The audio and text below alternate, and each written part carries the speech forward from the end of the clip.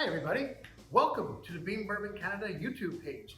My name is Ray Daniel, Beams and Tories American Whiskey Ambassador here in Canada, and the whole point of this page is to give you as much information as possible about the products we have available from our American whiskey portfolio, Beams and Tories, right here in Canada. Now I figured for our first video, where better to start than read the cornerstone of everything that it is that we do at the Jim Beam Distilling Company, and that is Jim Beam White Label.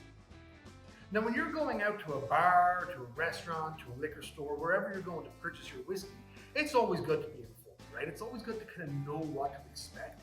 And that can be difficult sometimes, right? Because tastes and tasting notes and profiles and all this sort of stuff, they're all so subjective. So I can turn around to you and say, this is absolutely incredible whiskey, absolutely fantastic, and you might not like it. Or I can turn around and say, I hated that whiskey, and you can say, wait, that was the worst whiskey I've ever had my entire life. So because of that, I'm not really here to tell you how good every whiskey is. I do believe they're all great. What I'm going to tell you is what you should be expecting from each whiskey that we have, right? Now with Jim Beam White Label, one of the reasons that I find this whiskey so fantastic and that I enjoy it so much is because it really allows the grain to shine through. When we look at constructing our bourbons, right, we're going to have our water, which has to be pristine in order for us to make great bourbon. Right? We want to be calcium rich, low on iron. We're going to have our yeast strain, which for sure will help us with the creation of alcohol, but will also allow us to impart some flavors in there. We've got our mash bill, or our grain bill. This is the combination of grains that we're going to use to create our distillate, right? To create that new make whiskey that's going to go inside those barrels and eventually become whiskey. And then we will have our barrels. And depending on how we treat those barrels and where those barrels end up spending their time and how long that time they spend in certain areas, these are all going to impact the final product.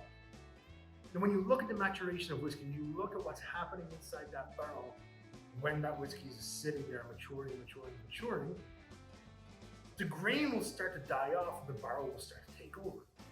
And with Jim Beam White, we allow that grain to shine through. What this is going to give on the nose, you might get some grassy notes like dried grass, stuff like that. Think Old Haybarn. Right? You know that beautiful smell, that kind of sweet smell. Might also get some people will say tobacco characteristics. For me, they come across very dry, grassy as well. Some popcorn kind of notes, and that makes a lot of sense. There's a lot of corn in here, right? On the palate, it'll be nice and bright. For sure, you'll probably get some citrusy qualities coming through on this. Not too much dryness coming out of it because the wood hasn't taken over to it, right? There's also bottom of 40% ABV, so it's going to make it very, very approachable. Very easy to drink, very, very easy to drink again after that.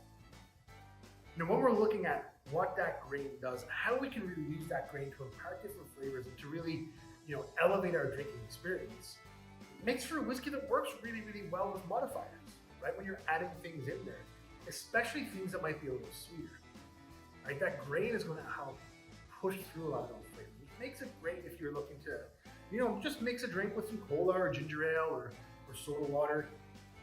Also, if you're looking to kind of mix it in with maybe an old fashioned or something like that, right? Just something nice and simple. But I'll be completely honest with you, summertime is coming, and one of my favorite things to do is sit out in the balcony and have a nice little glass of Jim Beam White on the rocks.